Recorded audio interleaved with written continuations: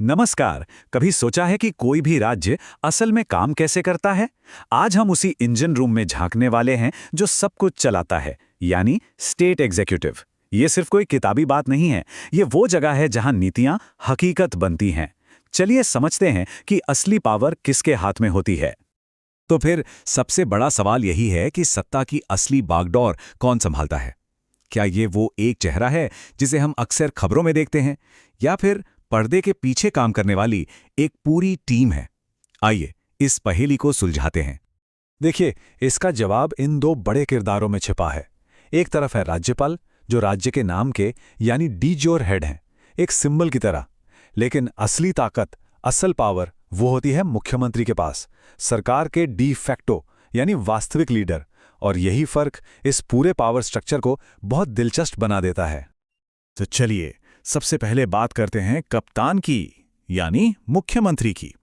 अगर हम राज्य को एक बहुत बड़ा जहाज माने, तो मुख्यमंत्री ही वो इंसान हैं जो स्टीयरिंग व्हील पर हैं, जो रास्ता तय करते हैं और मुश्किल से मुश्किल तूफानों से भी जहाज को निकालकर ले जाते हैं। तो सवाल यह है कि कोई इस पावरफुल कुर्सी तक पहुंचता कैसे है? ये एक सीधा साधा 2 स्टेप का प्रोसेस है, जिसकी जड़ें हमारे लोकतंत्र में बहुत गहरी हैं। सबसे पहले आपको विधानसभा में मेजॉरिटी वाली पार्टी का नेता बनना होगा, और उसके बाद राज्यपाल आपको औपचारिक तौर पर नियुक्त करते हैं। मतलब ये सिर्फ एक पद नहीं है, ये जनता का दिया हुआ एक मैंडेट है। और जब कोई मुख्यमंत्री बन जाता है तो उसकी शक्तियां वाकई बहुत ज्यादा होती हैं। वो अपनी कैबिनेट के एक कंडक्टर की तरह होते हैं जो मंत्रियों को उनके विभाग सौंपते हैं। वो राज्यपाल और अपनी काउंसिल के बीच कम्युनिकेशन का सबसे जरूरी जरिया है। राज्य की बड़ी बड़ी नियुक्तियों पर राज्यपाल को सलाह भी वही देते हैं। और हाँ, उनके पास एक तुरुप का इक्का भी होता है। वो चाहें तो राज्यपाल को विधानसभा भंग करने की सिफारिश भी कर सकते हैं, जो कि पॉलिटिकल चेस में एक बहुत बड़ा मूव है। लेकिन जाहिर है, कोई भी कप्तान अकेले इतना बड़ा जहाज नहीं चला सकता। उन्हें एक बेहतरीन टीम चाहिए होती है। सरकार में वो टीम है मंत्रिपरिषद, यानी काउंसिल ऑफ मिनिस्टर्स। एक्सपर्ट्स और लीडर्स का एक ग्रुप जो मुख्यमंत्री के साथ मिलकर शासन का पहिया घुमाते हैं। अब ये जो काउंसिल है ना, इसका एक बिल्कुल क्लियर स्ट्रक्चर होता है। सबसे ऊपर होते हैं कैबिनेट मंत्री, जो फाइनेंस, होम, हेल्थ जैसे सबसे बड़े और जरूरी विभाग संभालते हैं। उनके नीचे आते हैं राज्य मंत्री, जिनके पास या तो किसी डिपार्टमेंट का इंडिपेंडेंट चार्ज हो सकता है, या फिर वो किसी कैबिनेट मंत्री की मदद करते हैं। और आखिर में होते हैं उप मंत्री, जो ये पक्का करते हैं कि सरकार की मशीनरी एकदम स्मूथली चलती रहे। और यहीं पर एक बहुत ही जरूरी कॉन्सेप्ट आता है, जिसे कहते हैं कलेक्टिव रिस्पॉन्सिबिलिटी या सामूहिक जिम्मेदारी। इसे ऐसे समझिए कि ये सब एक ही नाव में सवार हैं, सब मिलकर चप्पू चलाते हैं, और अगर नाव डूबती है तो सब एक साथ डूबते हैं। मतलब अगर विधानसभा एक मंत्री के खिलाफ भी अविश्वास प्रस्ताव पास कर दे तो पूरी की पूरी सरकार को इस्तीफा देना पड़ता है। ये गवर्नेंस का अल्टीमेट टीम गेम है।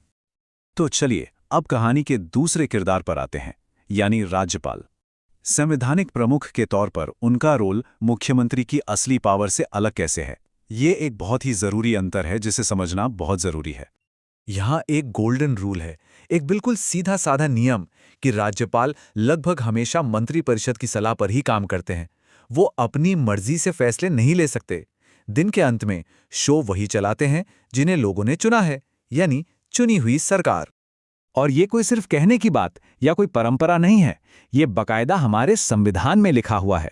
आर्टिकल 163 इसे बिल्कुल साफ कर देता है। ये हमारे पार्लियामेंट्री डेमोक्रेसी का आधार है, जो ये पक्का करता है कि शक्ति हमेशा जनता के प्रतिनिधियों के हाथ में ही रहे। लेकिन हाँ, जैसा हर नियम के साथ होता है, यहाँ भी कुछ अपवाद हैं। कुछ खास, बहुत ही रेयर सिचुएशंस होती हैं जहाँ राज्यपाल को अपने विवेक का, अपनी समझ का इस्तेमाल करना पड़ता है। जैसे मान लीजिए कि चुनाव के बाद किसी भी पार्टी को क्लियर मेजॉरिटी नहीं मिली, या कोई सरकार सदन में अपना बहुमत खो दे। ऐसे मुश्किल पलों में राज्यपाल की भूमिका बहुत निर्णायक हो जाती है। लेकिन याद रहे, ये नियम के अपवाद हैं। तो ये जो पूरा ढांचा है, ये जो governor, CM, council of ministers हैं, इन सब का आखिर मतलब क्या है? ये पूरा स्ट्रक्चर सिर्फ कागज पर बनाने के लिए नहीं है, ये हमारे शासन का ब्लूप्रिंट है, एक खाका है। आइए देखते हैं कि असल दुनिया में इसका क्या असर होता है। देखिए, इसका सबसे बड़ा मकसद है अकाउंटेबिलिटी, मतलब जवाबदेही।